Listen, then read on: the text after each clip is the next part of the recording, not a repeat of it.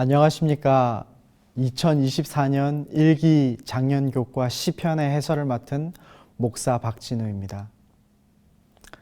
거대한 역사의 틈바구니 속에 살아가는 우리에게 작지만 중요한 역할이 있음을 고민하고 깨닫는 마음이 있기를 바라겠습니다. 이번 주 교과인 10과의 제목은 후대에 전하는 교훈입니다. 먼저 기역절을 한번 읽어보겠습니다. 이는 우리가 들어서 아는 바요 우리의 조상들이 우리에게 전한 바라. 우리가 이를 그들의 자손에게 숨기지 아니하고 여호와의 영예와 그의 능력과 그가 행하신 기이한 사적을 후대에 전하리로다. 시편 78편 3절과 4절에 있는 말씀입니다. 오늘 우리는 지식이 넘쳐나는 시대에 살고 있습니다. 핸드폰으로 조금만 검색하면 내가 원하는 정보들을 손쉽게 얻을 수 있죠. 책이나 미디어를 통해서 지식을 습득하기도 하고 좋은 강연들을 통해서도 지식을 얻습니다. 좋은 강사들 많잖아요. 다시 말해 우리는 조금만 스스로 노력하면 얼마든지 지식을 축적할 수 있는 셈이죠. 하지만 지식에 상응하는 가치로서 저는 의식에 대한 이야기를 해보고자 합니다. 지식이라는 것이 스스로의 노력에 의해 얻어지는 것이라고 말한다면 의식이라는 것은 먼저 길을 걸어간 다른 이들의 도움을 받아들이는 것으로 형성되는 것입니다. 예를 들어 시민의식이나 공동체의식은 시민됨을 위해 또 그 공동체를 위해 먼저 걸어간 이들의 희생을 빚으로 생각할 때 감사한 마음과 다음 세대를 위한 나의 역할을 고민함으로 만들어지고 형성되는 것입니다. 의식은 지식과는 달리 전승이나 전수가 쉽지 않습니다. 대신에 한번 만들어진 의식은 쉽게 사라지지 않으며 반영구적으로 그 가치를 발휘하기도 합니다. 오늘 우리가 다루게 될 교과는 시편의 기록을 통하여 우리에게 주어진 역사의식, 이 정도 주제로 생각하면 좋을 것 같습니다. 다시 말해 우리는 역사를 통해 하나님으로부터 빚졌다는 사실을 알게 되고 또 그것을 전해주고자 하는 우리 믿음의 조상들에게도 빚졌다는 사실을 알게 될 것입니다. 빚이 있는 사람은 갚을 것도 고민하는 사람이 되는 거예요. 그래서 오늘 소개되는 시편들은 소위 구원사 시편, 역사 시편이라고 불리웁니다. 시편의 분량이 다소 길고 많지만 함께 읽어가면서 믿음의 선배들이 간곡한 심정으로 우리에게 남겨주기 바라는 것들을 마음에 새겨보시기 바랍니다. 교과의 첫째 날은 주님의 다음 없는 신실하심이라는 제목으로 시편 78편을 다루고 있습니다. 내 백성이여 내 율법을 들으며 내 입의 말에 귀를 기울일지어다. 내가 입을 열어 비유로 말하며 예로부터 감추어졌던 것을 드러내려 하니 이는 우리가 들어서 아는 바요 우리 조상들이 우리에게 전한 바라. 시편 78편 1절에서 3절에 있는 말씀입니다. 시편의 저자는 이스라엘 백성들에게 율법을 다시 새겨들어야 하며 역사를 비유로 교훈 삼아야 하며 잊어버렸던 것, 감추어졌던 것들을 다시 조명해야 함을 말하고 있습니다. 시편 78편은 크게 세 가지의 역사의 기사들을 다룹니다. 출애굽 사건과 가나안 정착 사건, 그리고 다윗 시대에 대한 것들입니다. 그 중에서도 특히 시편 78편은 이스라엘 백성들의 불성실했던 원인들을 부각시킵니다. 하나님께서 행하신 일들을 잊어버린 것, 11절의 묘사입니다. 저들이 욕구를 인내하지 못하고 하나님을 시험한 것, 18절에 나오죠. 하나님을 믿지 않고 의지하지 않은 것, 22절에 나옵니다. 하나님의 율법과 언약의 증거를 지키지 않은 것, 10절에 나옵니다. 이토록 여러 가지 시대마다 반복적으로 하나님을 신뢰하지 않는 이스라엘의 죄들을 나열하고 있습니다. 왜 시편의 저자가 이토록 조상들의 죄를 낱낱이 지적하고 고하고 있을까요? 모든 부모는 자녀의 삶을 자신이 살아온 삶보다 더 낫게 인도하려고 하는 열망이 있습니다. 너는 나보다는 더 나은 삶을 살아야지 하는 부모의 마음이 모든 것을 가능하게 합니다. 심지어 그 부모 세대의 후회와 잘못을 드러내는 한이 있어도 말이죠. 상상해 봅시다. 아들아 혹은 딸아, 아버지가 옛날 하나님께 받은 사랑을 이렇게 짓밟고 배반했단다. 아버지는 지금 이 순간 그것을 너무 후회하는데, 하나님께서는 이 아버지를 용서했을지 몰라도 나는 이게 너무 마음 아프고 하나님께 죄송하단다. 만약에 이렇게 자녀들에게 아버지가 고백한다면 이 고백은 자녀들에게 하나님을 믿는다는 것이 무엇인지 보여주는 가장 살아있는 교육이 될 것입니다. 또한 자녀의 삶에 있어서 실수가 나타날 때에도 아버지가 회심하는 것은 자녀가 마땅히 가야 하는 그런 길로 생각되어지고 또 그 자녀의 마음속에서 이루어질 것입니다. 그렇기 때문에 여러 가지로 큰 죄악을 범한 이스라엘을 하나님께서 어떻게 대하셨는지 그분의 하나님의 신실하심을 기록하는 것 또한 너무나 강조되어야 할 시편 저자의 몫이 되었습니다. 오직 하나님은 긍휼하심으로 저희 죄악을 덮어주시어 멸망시키지 아니하시고 그의 진노를 여러 번 돌이키시며 그의 모든 분을 다 쏟아내지 아니하셨으니 그들은 육체이며 가고 다시 돌아오지 못하는 바람임을 기억하셨습니다. 시편 78편 38절 39절 말씀입니다. 하나님께서는 이스라엘의 죄대로 저들을 취급하지 않으시고 그들의 연약한 한계를 최대치로 이해하시며 여러 번 마음을 바꾸어 진노를 잠재우셨습니다. 그런 하나님의 마음을 교과의 저자는 이렇게 표현합니다. 시편을 읽으며 발견하는 주님의 한없는 인내와 은혜, 그것과 대조되는 사람의 끝없는 완고함과 영적으로 눈먼 모습에 개탄을 금할 수 없다. 교과 136페이지에 있는 말씀입니다. 하나님을 알면 알수록, 생각하면 생각할수록 우리의 죄와 하나님의 사랑은 철저하게 대조되고, 나를 깊이 성찰해 볼 때 하나님의 신실하심은, 그리고 그 사랑은 내 속에서 더욱 커진다는 것을 우리는 경험할 수밖에 없습니다. 교과의 둘째 날은 하나님을 찬양하게 하는 역사의 노래입니다. 시편 105편 또한 이스라엘의 역사 속에 나타난 하나님께서 베푸신 변함없는 사랑에 대하여 말하고 있습니다. 하지만 앞서 살펴본 시편 78편과의 차이가 있는데요.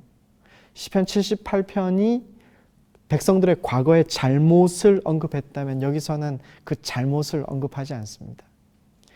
교과 저자의 표현대로 이 시편은 다른 목적을 가지고 있다라는 것입니다.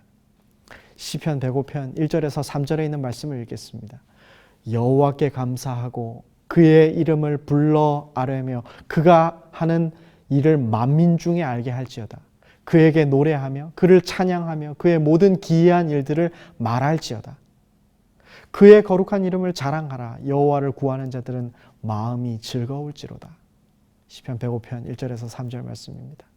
우리가 역사를 통해 기억하고 새겨야 할 것은 우리 조상들의 잘못과 과오만은 아닙니다.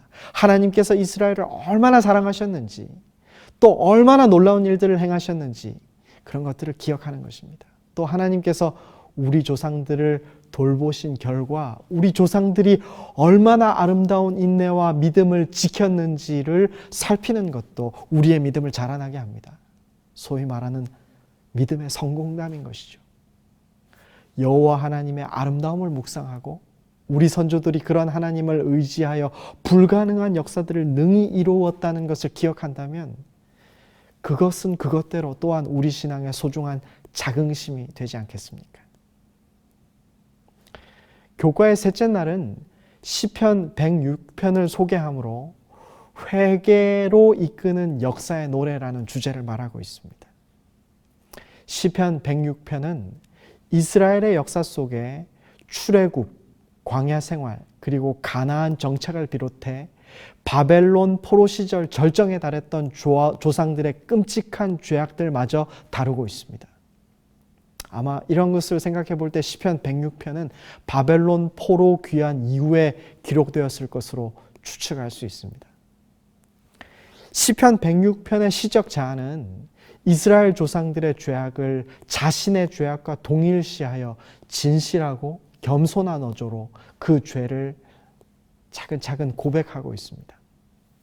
그들은 그가 행하신 일을 곧 잊어버리며 그의 가르침을 기다리지 아니하고 13절에 있는 말씀입니다.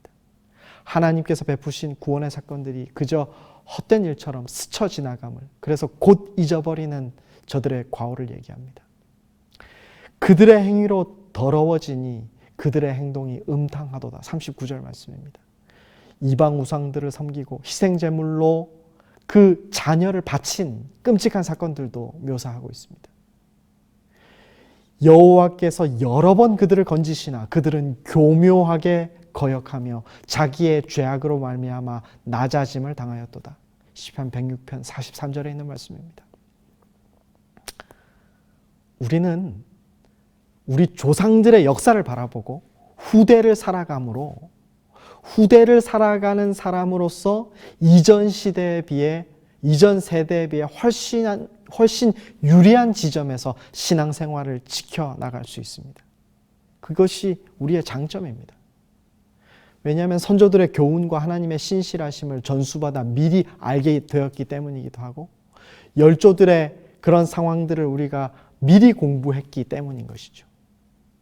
그러나 우리는 우리 조상들의 죄악을 그저 저들의 잘못 정도로 이해하는 더 큰 잘못을 범하지 말아야 합니다. 이것은 교만의 죄입니다. 교과의 저자 또한 이 점을 의미심장하게 언급하고 있습니다. 이스라엘의 역사적 실패를 회상하는 것은 백성들이 자신들의 죄를 고백하고 자신들이 조상들보다 낫지 않다는 것을 인정하는데 필수적인 과정이다. 현 세대는 과거 세대의 죄악이 가져온 결과와 조상들의 고의적으로 악한 길을 걸었음에도 불구하고 하나님께서 그들을 구원하시기 위해 얼마나 큰 인내와 은혜를 베푸셨는지를 알기 때문에 자신들의 조상들보다 더 나쁘다고 인정한다. 교과 140페이지죠. 그러니까 이 시대를 살면서 우리가 잘못하는 것은 이전 조상의 시대보다 더 큰 죄일 수 있다는 거예요. 이런 안타까운 중에도 시편의 저자는 하나님께서 베푸신 은혜를 구하고 있습니다. 그러나 여호와께서 그들의 부르짖음을 들으실 때 그들의 고통을 돌보시며 그들을 위하여 그의 언약을 기억하시고 그 크신 인자하심을 따라 큰 뜻을 돌이키사 그들을 사로잡은 모든 자들에게서 긍휼히 여김을 받게 하셨도다. 44절에서 46절 말씀입니다. 이런 역사를 경험하고 하나님의 사랑을 배운 우리는 회개하지 않으면 안 됩니다. 이런 하나님의 사랑을 받고 또 받으며 우리의 죄된 심령이 그대로 있기를 바라서는 안 됩니다. 회개라는 것이 우리의 의지로 할 수 있는 것이 아님에도 불구하고 우리는 이런 하나님의 사랑을 이용하려 해서는 안 된다는 것을 다짐하게 됩니다. 교과의 넷째 날은 시편 80편을 통해 주의 포도원의 비유를 소개하고 있습니다. 주께서 한 포도나무를 애굽에서 가져다가 민족들을 쫓아내시고 그것을 심으셨나이다. 주께서 그 앞서 가꾸셨으므로 그 뿌리가 박혀서 땅에 가득하며 그 그늘이 산들을 가리고 또 그 가지는 하나님의 백향목 같으며 선택된 이스라엘은 열방을 위한 하나님의 포도원으로 가꾸어졌습니다. 하나님께서는 애굽에서부터 옮겨 저들을 심으셨고 하나님께서 그 포도원을 직접 돌보시고 가꾸셨습니다. 그런데 시편 80편에 나타난 주의 포도원은 하나님의 진노 아래에 있습니다. 그 이유는 나오지 않아요. 아마도 이사야 5장에 있는 이야기를 빌려오면 하나님께서 좋은 포도를 심으셨는데 악한 포도 열매를 맺은 이스라엘의 죄와 타락을 이유로 추측할 수 있겠습니다. 그래서 시편 80편 12절은 하나님께서 포도원에 담을 허셨다고 말하고 들짐승과 숲속의 멧돼지들이 이 포도를 상해하여 먹어 치운다고 말하고 있습니다. 이스라엘의 죄악에 대한 하나님의 진노이겠죠. 하지만 우리는 하나님의 진노를 오해하는 경향이 있습니다. 하나님의 명령에 불순종하면 하나님이 진노를 내리시고 하나님께 순종하면 복을 주시는 조건부 하나님의 진노는 하나님을 완전히 잘못 이해한 것입니다. 하나님은 죄 중에 있는 하나님의 자녀들을 용서하시지 않고는 견디지 못하는 분이시지만 하나님의 자녀들을 사망으로 이끄는 죄악 또한 결코 용납하시지 못합니다. 하나님은 한순간도 죄와 공존하실 수 없습니다. 죄인을 무한한 사랑으로 용서하시는 하나님과 죄를 향하여 진노를 발하시는 그 하나님은 동일한 분이십니다.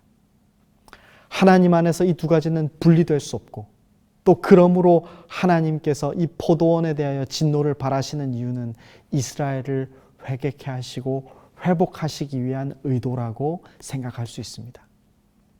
시편 80편에는 민수기 6장 24절에서 26절에 나타난 제사장의 축복을 세 차례나 반복하여 기록하고 있습니다. 하나님이여 우리를 돌이키시고 주의 얼굴빛을 비추사 우리가 구원을 얻게 하소서. 시편 80편 3절에도 나오고요. 7절에도 나오고요. 19절에도 나와요. 거의 비슷한 단어가 반복됩니다. 여기서 우리를 돌이키시고자 하시는 하나님의 그 심정은 여기 돌이키시고라고 하는 이 구절이 구약의 전형적인 회개를 말하는 단어 슈브라는 단어가 쓰여 있습니다. 우리는 스스로 구원을 위한 행위를 만들 수 없고 우리의 죄악을 고칠 수도 없으며 회개하고 싶은 마음이 있어도 스스로 주님께 돌아갈 수가 없습니다. 심지어 제 경우에는 우리는 스스로 기도조차 할 수 없을지도 모른다고 생각합니다. 하나님께서는 그런 우리를 아시고 회개케 하시는 분이심을 말하고 있습니다. 더불어 주의 얼굴빛을 비추사라는 구절은 하나님의 용서하심 그리고 심판하심을 암시하는 표현입니다. 우리를 회개케 하시는 하나님은 용서하시고 정결케 하셔서 회복시키시는 분이신 것이죠. 똑같은 표현이 교과가 소개하는 또 다른 성경절 예레미야 24장 7절에서도 드러납니다.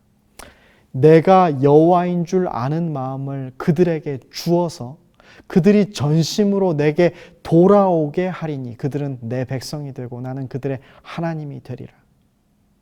하나님이 돌아오게 하시고 마음도 주시고 그 관계를 회복시키신다는 거예요.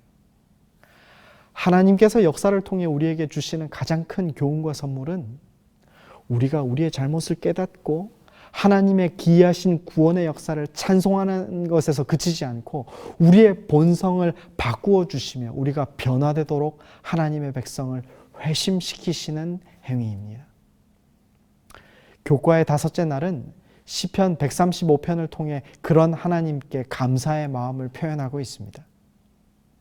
할렐루야, 여호와의 이름을 찬송하라. 여호와의 종들아 찬송하라. 여호와의 집 우리 여호와의 성전 곧 우리 하나님의 성전 뜰에 있는 너희여 여호와를 찬송하라. 여호와는 선하시며 그의 이름이 아름다우시니 그의 이름을 찬양하라. 앞서 살펴본 대로 이스라엘은 하나님의 신실하심이 아니었더라면 진작에 멸망했을 민족이며 회개하지 않으면 안 될 죄악이 가득한 역사를 가지고 있습니다. 그러므로 저들이 다른 민족보다 우월하다든지 교만할 이유는 전혀 없습니다. 그러므로 이스라엘은 하나님을 다만 찬송할 뿐입니다. 그런 이스라엘을 하나님이 어떻게 취급하시는지 다음 성경절은 이렇게 말합니다. 여호와께서 자기를 위하여 야곱 곧 이스라엘을 자기의 특별한 소유로 택하셨음이로다. 135편 4절 말씀입니다. 교과책이 이 특별한 소유라는 단어를 매우 강조하고 있는데 하나님은 이스라엘을 특별한 소유로 선택하셨습니다. 여기서 특별한 소유라는 이 단어는 한 단어인데 히브리어로 세굴라라는 단어입니다. 소유, 재산, 특별한 보물이라는 뜻을 가집니다.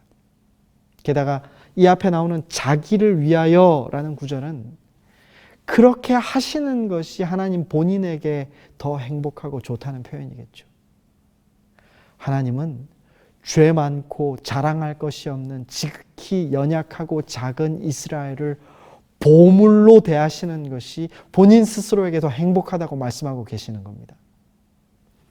그런 하나님의 백성은 하나님의 보물로서 어떻게 존재하면 좋을까요? 시편 135편 14절에 있는 말씀입니다. 여호와께서 자기 백성을 판단하시며 그의 종들로 말미암아 위로를 받으시리로다. 하나님의 심판의 때는 불완전한 세상의 모든 것을 바로잡는 때입니다. 하나님은 심판을 통해 압제받고 궁핍한 자를 옹호하시며 죄인들을 처벌하십니다. 또한 그 순간 통치되는 하나님 나라의 백성들은 하나님을 위로하는 일을 하는 자들로 변화함을 입습니다. 하나님께서 좋아하시는 것은 함께 좋아하고 하나님께서 싫어하시는 것은 함께 싫어하고 하나님께 충성을 다하고 하나님께서 베푸신 구속의 역사를 기억하며 하나님을 마음 다하여 경배하고 하나님의 율법과 계명을 보존하는 사람들입니다. 마지막 시대를 살아가는 우리의 사명은 임박한 심판의 때에 여호와의 마음을 위로하는 자들입니다.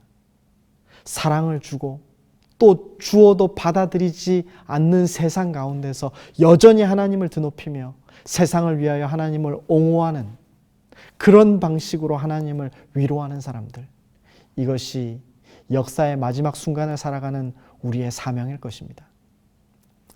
오늘의 교과를 정리하면서 우리에게 주어진 시편의 말씀을 통해 우리는 우리의 삶을 하나님의 역사의 일부로 보게 하고 과거 이스라엘의 경험을 오늘을 살아가는 우리의 경험과 연결하게 해주시는 하나님의 사랑을 깨닫게 됩니다.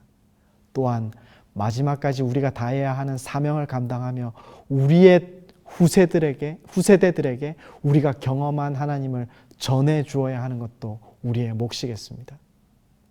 하나님께서 원하시는 소중한 역할들을 능히 감당하시는 하나님의 사랑에 빚진 성도님들 되시기를 바라겠습니다. 감사합니다.